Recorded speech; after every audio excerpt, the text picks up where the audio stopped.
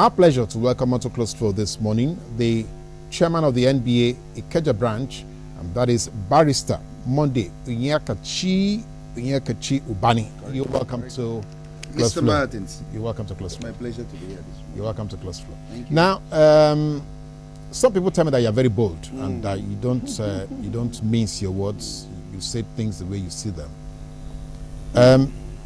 Is that characteristic of you from growing up, or is it just something you stole from somebody? No, I think I found out even when I was younger that I was also very, very bold. I wanted to even join the military because while I was in primary school, I used to wear the army uniform and belt. I would wear two belts at the same time, depicting that I love military and I love action.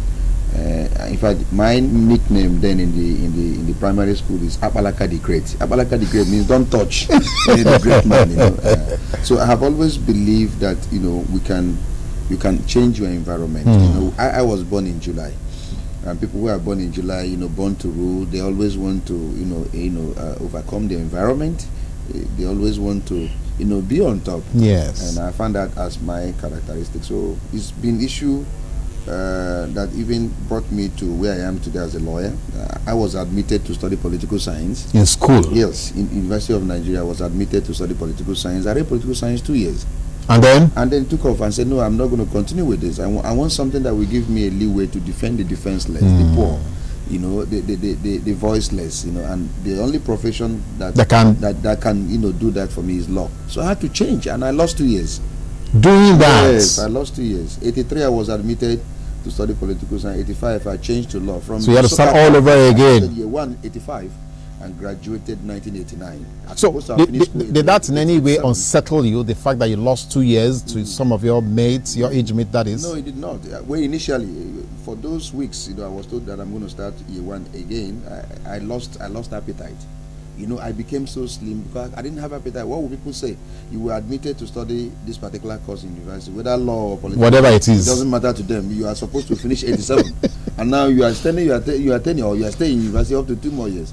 So I felt it wasn't too good for me. And I also came from a very humble family. Because so the difficulties, when somebody says they come from a humble family, you know what it means. Yes. Because if there's anything that humbles, it's poverty. Okay, now let's bring that straight to the table. So Nigerians are massively poor. I mean, that is a truth we can't cover up. That's right. So how do we therefore look at the realities of poverty in the country and the statement coming from the Minister of Finance and the coordinating Minister of the Economy that no, we are okay, things are all right? Do you see some contradictions? Yeah, a very big one at that. Because if you roll out these statistics, how your economy is functioning, how there is growth in your industries, there is growth in your economy, and then it does not reflect on the people, then somebody must be lying. It's either the people that are that are not seeing the thing are lying, or you that is in government that is reading out all these statistics that does not affect people's life, like doing the lying. So there must be a correlation. What I think people do in developed economies is that when they are coming into governance, they sit down and say, look, in 5 years' time, this is where we are headed as a nation. We should reduce poverty level, and then there are indices you use to judge whether poverty has been reduced. You tackle the issue of unemployment, you tackle the issue of establishing industries and then create employment, because employment is very, very key. A man that graduates from university for 5 years, no employment, you have killed him as a human being. He wakes up in the morning, has no place, no destination, nowhere to go. He's a dead man entirely. And so your interest will be, how do I get this person off the street, yes, off the street, and then put him into factories, put him into offices in order to generate the economy, to tinker with the economy and make sure that the economy moves thriving, it's thriving. It's thriving. So this is the plan of any government that comes in. But when the government is not doing it and is failing, they now begin to read out statistics that does not have any correlation with the lives of the people. Then somebody is doing the line. So it is important, the people must feel whatever impact you are making in governance, by way of economic policies. Yes, you do budgeting every year, and people are not feeling the impact of budget. Even though now they say APC is trying to block the passage of the 2014 budget. Yes. Even though that is an argument, but I think that the best thing the ones that have been passed, Can we implement how has it affected your life and my life? That of 2013. What can we see any major road that was constructed with 2013 budget? Is there anything that, maybe more jobs that were created that, have affected, not the one that the government will read out, we have created 90,000 jobs, but who are the employees? Where are they? They have to come out and say, I have been employed. Oh, I'm a beneficiary, not government cronies. So it's important that these things, there is a correlation. So the level of poverty in this country is so much. You cannot experience in Lagos more, or go to the villages. My dear brother, they are burying people even on a Sunday. It has become as bad as that. There is no medical. Yes, there is no medical facility on a Sunday. Yes, even on a Sunday. You tell you that from Monday to Sundays, people are being buried. The level of people are just dying. Anyhow. Fainting and dying. I just I'm a member of the Ikeja branch. I'm the chairman, to be precise. We have, since last year and this year, we've lost how many lawyers? These are young men and women. They will just slumber and die.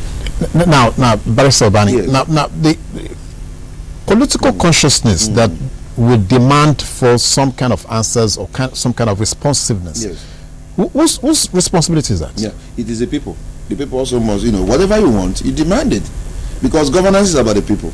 And so, if you have put government in place, because it's a sort of contract, go and represent media, because all of us cannot be in government, then you must also be up and doing in holding the person responsible. You must do it. If you don't do it, then whatever you don't have any fallout, they have no right to complain, because you are the one that put them there in the first place. You have transferred your sovereignty sort of to them. For that meantime, go. And then for a tenure, time, 4 years or whatever year. So within that time they're in governance, you are supposed to hold them accountable, because whatever they are there for is for you.